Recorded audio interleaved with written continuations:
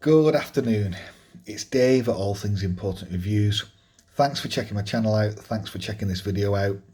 I apologise that I've not posted in probably about 5 or 6 weeks. I've been super busy. I've started a new job as a junior front-end software developer, so I've been super busy.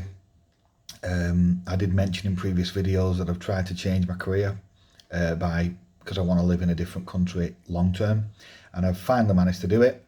So I've been super busy and I've not had the time to review watches as I would have liked to. However, this is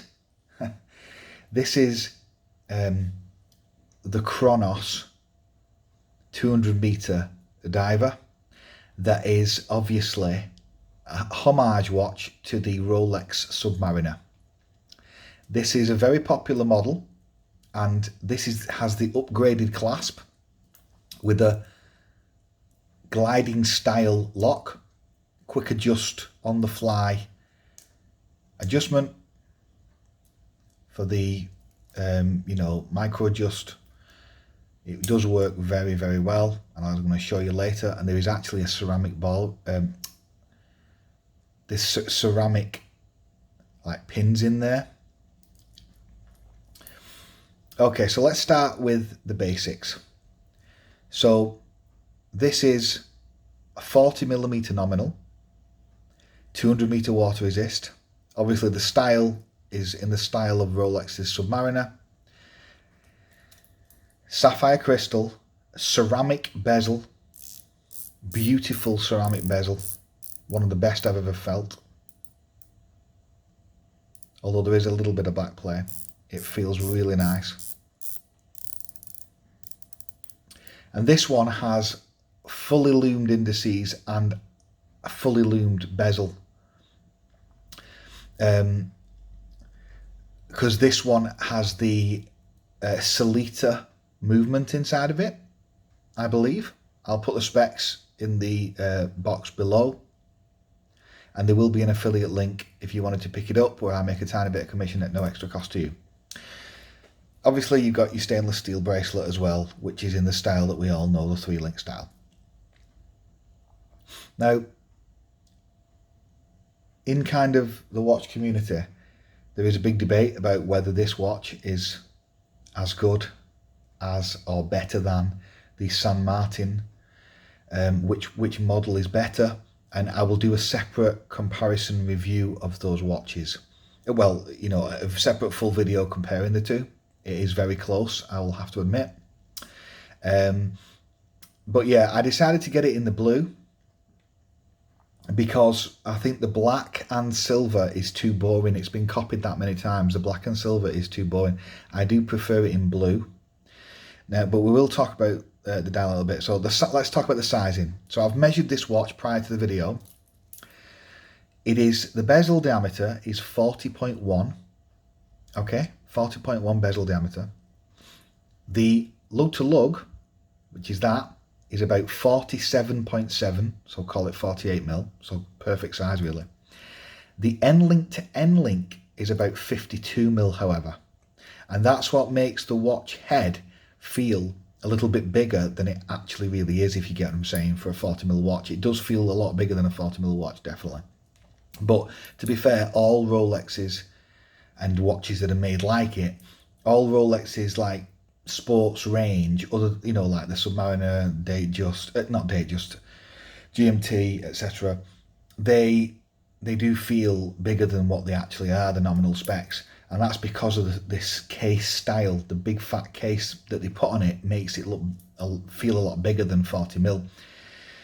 And this watch is obviously no different. It does feel bigger than a 40mm. It feels more like a 42mm. Now, the sizing is excellent. It's very close to the, watch it is homaged from. The thickness, interestingly, even though it's 13mm thick, as you can see, about 0.5 mil to 1 millimeter of thickness is contained in the sapphire crystal, because it is very proud of the bezel, if you can see, which is kind of, just noticed there's a hair there. which is very, you know, I do prefer it flush. I do, definitely. I don't know why they choose to make it proud by that much. I don't know why they do that. But I prefer it to be flush personally. But what I'm saying is the watch feels like quite a thin watch. Actually, it does. On the wrist, it does not feel too top heavy. And that's probably because of the fact that some of the thickness is contained within the sapphire. One thing I will say is though, compared to the San Martin and the Pagani, the head of the watch when it's on the wrist, the head does feel, I'm not saying it feels top heavy, but it doesn't feel top heavy, it just feels big. And that's because I believe of these male end links being quite big. So, you know, comfort is a subjective thing. We'll talk about it later, but sizing wise, it's good. It is still good. It's a very comfortable watch, and they've got the proportions, you know, pretty much good. I would prefer it personally. I prefer it if they did the watch, say 12 to 12.5 mil thick, and did not make that made it flush with the bezel. Did not have it proud. Personally, that's just my personal opinion. Because I prefer thinner watches personally, but the sizing is totally fine. It obviously has the quite chunky lugs, which I like. I do prefer that. I prefer the feeling of that on the wrist than super slim lugs. Now then, let's talk about the crystal bezel and the dial. So the dial is a beautiful blue. Now, interestingly, I thought it would be more like the Rolex's blue. On the Rolex is what's called Smurf informally, which is like a punchy mid-blue. This is not a punchy blue at all. This is a very subdued blue. And in fact, this is more like it's in between, like a teal and a blue. Now that might be a problem for some people, that might not be a problem for others. Personally, I'm not as big a fan of this blue as a real kind of navy blue, or as a more punchy, vibrant mid-blue, like an ocean blue. This is a kind of, I don't know how you would really describe it. It has a tinge, a tiny tinge of green into it, and it's made it a kind of strangey blue. And personally, even though the dial is matte, well, it's flat, it's not sunburst, it is a solid colour, which I prefer on this model. But the blue, personally, I prefer the blue of the San Martin, which I'll quickly show you.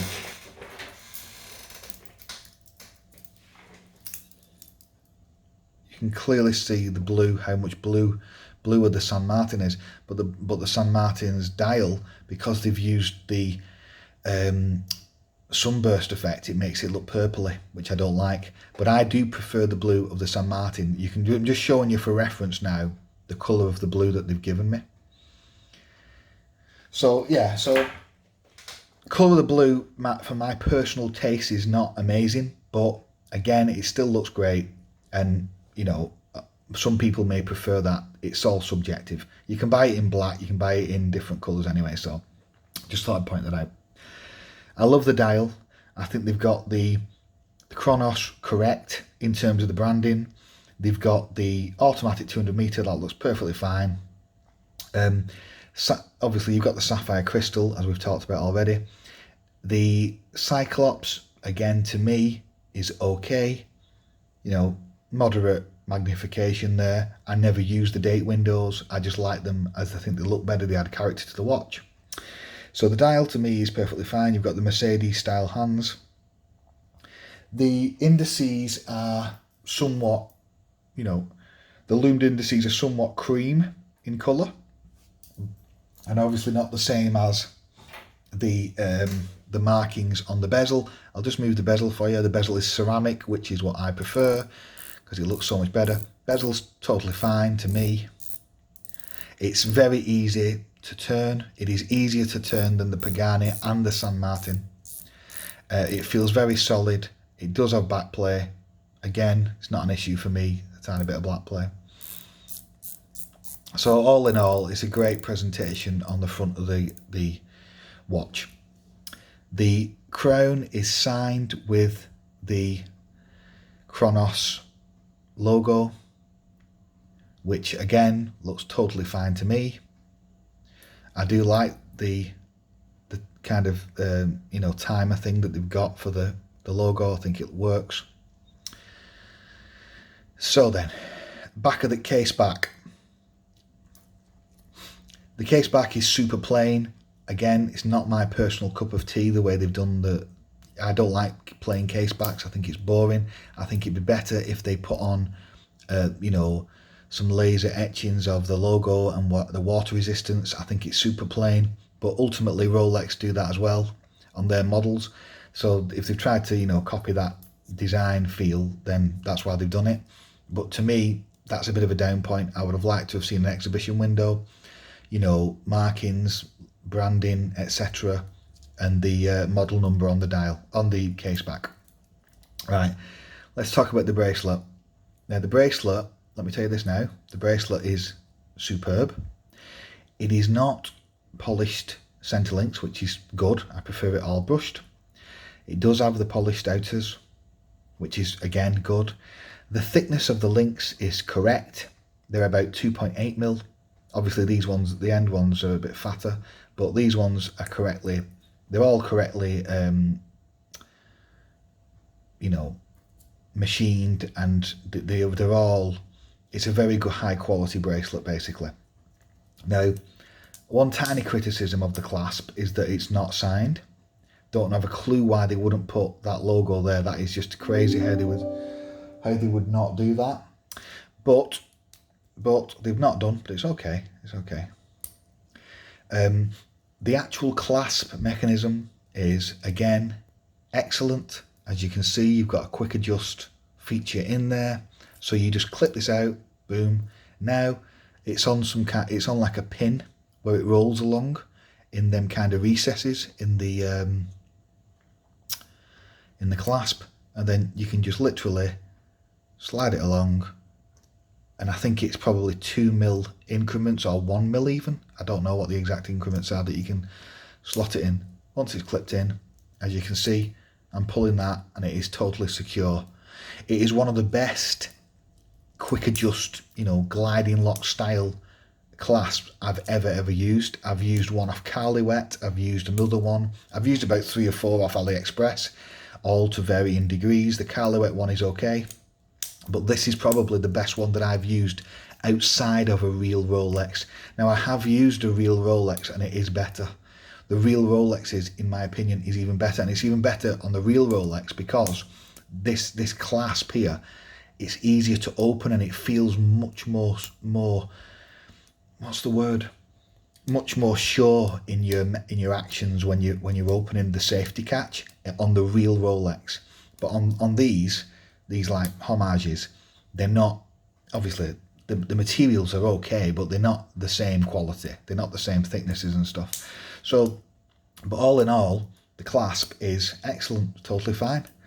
So, and it's got the quick adjust, so you can just, as I've just shown you, put it into any position you want, and then you've got on the fly adjustment. Personally, I'll never go diving with this watch because I don't go diving, so I will never put it over a wetsuit, which is the main benefit of a quick adjust. If you're not putting it on a wetsuit or you don't go diving regularly, personally, I don't see the need for these quick adjust thingies. Then again, it is completely secure. To take the links out, you've got screw pins. The screw pins are fine, they work perfectly fine, no problem whatsoever. I think I only took one out. Yeah, I think I only took one out. And that's because I've got quite big wrists. I've got 7.5 inch wrists. So I have noticed, the end links, I've noticed that it's a tiny criticism, but on this side, I did notice that, there's a tiny gap there, tiny. You would never notice it under normal circumstances. So the overall presentation and the overall quality, you're getting your 200 meter water resist there. that's higher than Pagani's, if you're going to compare it to the Pagani. It does actually feel a little bit like the Pagani actually. However, on the Pagani one that I had, it was only 12mm thick, so it was even comfier. Now, one good thing about this bracelet, I will say, is that unlike San Martin, the case edge is moderately sharp, but it's not as sharp as San Martin. But the edges of the bracelet are not sharp at all, and the edges of the clasp and everything are not sharp at all. So the bracelet is super comfortable and is excellent. The only criticism I would have really of the watch is the fact that they've not signed this crown. The case back is plain, which I don't like, but these are minor issues, tiny minor issues. And the colour of this blue is not to my personal taste. It doesn't look exactly like the website. Now, I prefer on these Rolex Submariner style watches, I prefer two tones. I prefer a two-tone watch personally. So I believe they should make this in two-tone. And if they did, I would swap it for that definitely. Because I think two-tone looks excellent. Now, the San Martin's two-tone looks also amazing. But the San Martin's bracelet is not as comfortable as the Cronos. But strangely, and again, I'm not comparing it just to San Martin, it is still a great watch. And I'll do a proper video review comparing them both. But yeah, this watch, it's one of the best homages, if not the best that you can get.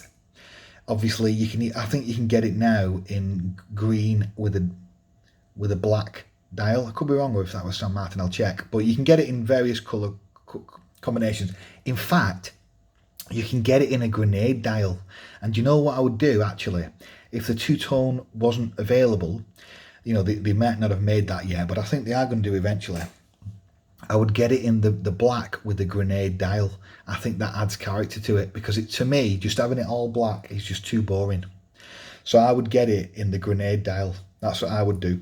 But yeah, overall, this is an outstanding watch for the money. It's one of the best homages to the Rolex Submariner that you will ever buy, or that you can currently buy.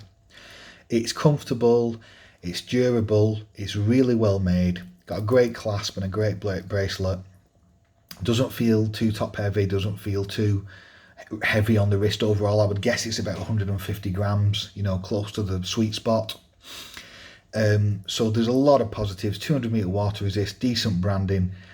Overall, it's a fantastic effort. I just wish they made them small changes that I've just been talking about, and then you'd have an almost near perfect watch.